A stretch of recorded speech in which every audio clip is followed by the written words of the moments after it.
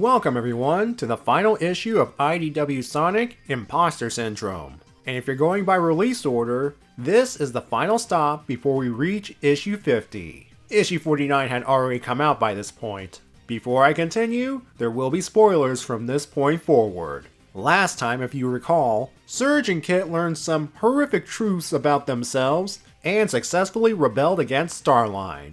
They planned to burn the planet to the ground, starting with Sonic, Tails, and both Doctors Eggman and Starline. In order to do so, they tricked Starline into thinking everything is A-OK and have him continue his plan to take over Eggman's empire. And when the right moment comes, they'll make their own move. Time to wrap up this miniseries. We start with not another log entry, believe me we had plenty of those last time, but a flashback to when the metal virus plague was just starting. Starline asks Eggman why he builds theme parks instead of using those resources elsewhere. Eggman's response is he doesn't want the world as is, he makes it what he wants it to be. And if he wants to build, say, Eggman Land to vanquish his enemies, so be it. Those words, make the world what you want it to be, left an impression on Starline. So much so that after everything that's happened to him since, he still follows this idea. In the present, Starline, Surge, and Kit are ready to infiltrate Eggman's city of Eggtropolis. The former still unaware the latter two want him dead by the end of all this. They head inside and start trashing any badnet that gets in their way. After the three gang up and wreck an egg hammer, Starline proceeds into the building where he will be uploading his override program, leaving Surge and Kit to keep Eggman distracted. Despite their plan to backstab Starline, Surge enjoys smashing badniks to bits.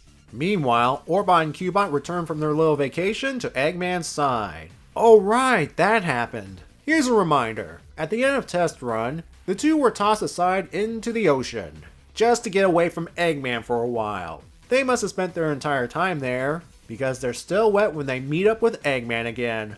That or Eggman built them with the ability to sweat, to which I have to say, why? Orbot explains their disappearance as being on reconnaissance. Yeah, that's it. Eggman doesn't pry further into this as he has bigger concerns at the moment. He's getting reports that Sonic and Tails are wrecking the place. Only the visuals show Surge and Kit instead. Confused as he is, ultimately, Eggman sees two troublemakers and has the perfect solution. Send in one of the original and most notorious of the Sonic knockoffs, Metal Sonic. Surge welcomes this challenge, but soon regrets taking on something that has experience fighting speedy devils. If this was a one-on-one fight, Surge might lose. However, things turn around when Kit enters the fray, and eventually he traps Metal Sonic in a water bubble. When combined with a zap from Surge, the machine goes offline. As a final act of humiliation, Surge knocks it over with a tap, while channeling her inner shadow. You're comparing yourself to me? Huh, you're not even good enough to be I'll make you eat those words! To be fair, she does have a bit of his bio data. Things are about to get worse for Eggman, as he discovers Starline's hacking into his system. And it's too late for him to do anything about it. Starline finished the upload, and is now broadcasting the override program throughout the city and beyond. Eggman flees his mind-controlled forces, including Orbot and Cubot, by going down an escape hatch. Starline is basking in this victory, claiming Eggman's throne, and for the moment, his empire. He orders Orbot to call the badniks to him, hoping that this will get Sonic's attention. If you've read, or at the very least seen my review of issue 49, that's exactly what happens. And he's bringing along Tails and Belle. Starline sees Cubot stuck in compact mode, courtesy of Eggman, and Orbot informs Starline that their old boss has retreated to the Memorial Garage, where at the moment, he's trying to select which of his old machines to use. And all those mechs have appeared in past games. There's the Egg Robo from Sonic Lost World. It's hard to tell due to the coloring, but it is indeed the final boss of that game. I double checked. Next to it is the Egg Emperor from Sonic Heroes, which technically Eggman never used, unless the 3DS version of Sonic Generations happened in this continuity. Then there's the Egg Dragoon, the most recurring mech of the 3D games, but that's nothing compared to the one behind Eggman, the most recurring and iconic mech of the entire franchise, the Death Egg robot. Eggman chooses a machine and activates it in offline mode so it wouldn't be affected by Starline's control signal. Outside, Surge and Kit watch the Badniks pour in before planning on how to deal with Sonic. If he comes along with Tails, which is definitely happening, Surge will take care of the former and Kit the latter. Once the heroes and the doctors are dealt with, they'll be free to travel from city to city and destroy everything and everyone that's ever idolized them. And so, we end the issue and the miniseries.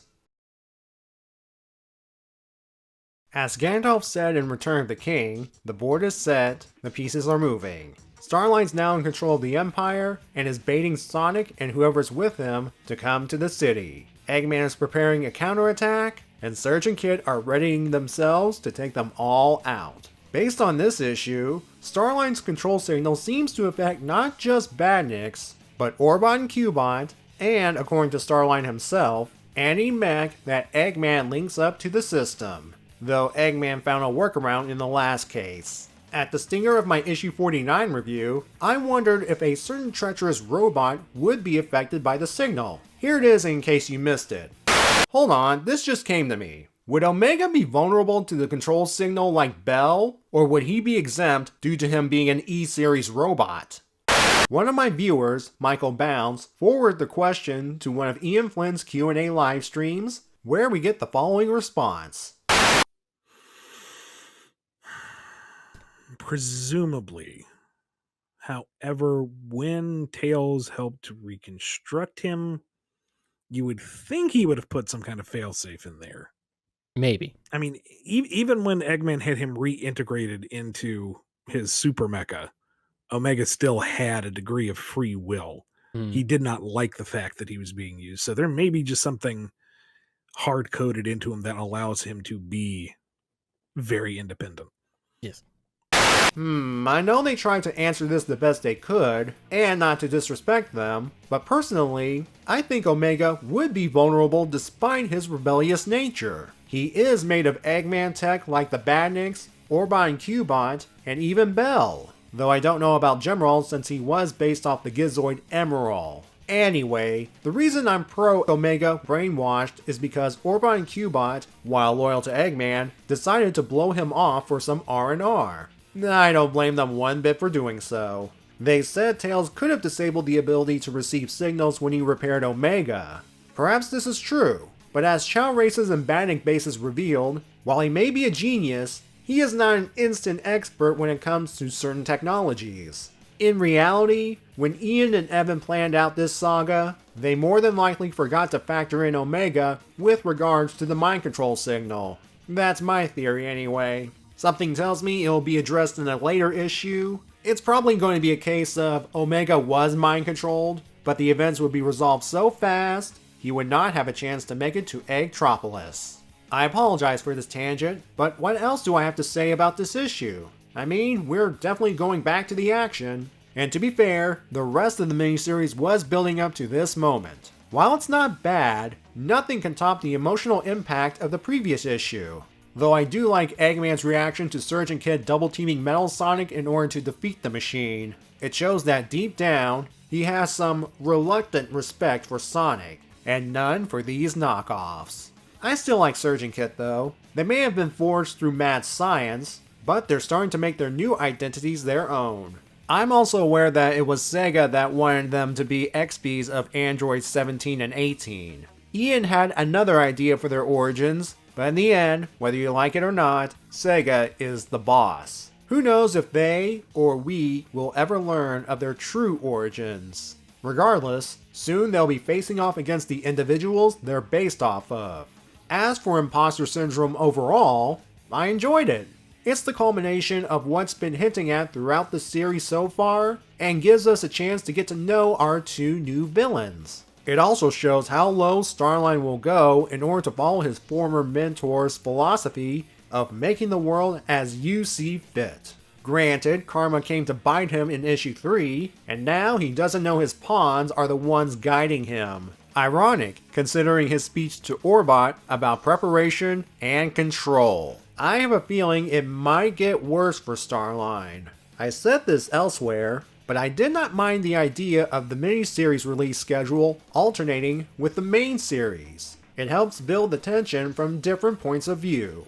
The main problem is they released each issue a month, which makes things drag a bit, especially if you factor in delays. Once again, I understand if they don't want to risk revealing things too soon, but if they were to do this again in the future, maybe plan things out so that we can have 2 issues a month. I'm just saying, the pacing needs work. It doesn't matter now because we have reached the end of the road, and next up is the big one, issue 50, where everything comes together in a massive showdown. So how will everyone fare after all this? Well, I can tell you for certain, the gang characters will be fine because they're gang characters. That leaves the Imposter trio and Belle. Surge and Kit work well together as a team, but now they have to fight one-on-one with the originals. I don't know about Tails vs. Kit, but if the Surge vs. Metal Sonic fight is any indication, she might have trouble going against the one who scraps Metal Sonic on a regular basis. What kind of mech will Eggman use to regain control of the situation? One of the classic ones, or something we have not seen before? Either way, Starline now has a third person gunning for his head. And how will Belle factor into all this? Personally, I think she might be the spanner in the works. I do know that as of this writing, there are covers and solicitations for issue 51 out there, and if they are accurate, then they might have given the whole thing away. As a courtesy, I am not going to show them here, but if you want to find them, you can easily look them up online. And with that, I'll see you in issue 50.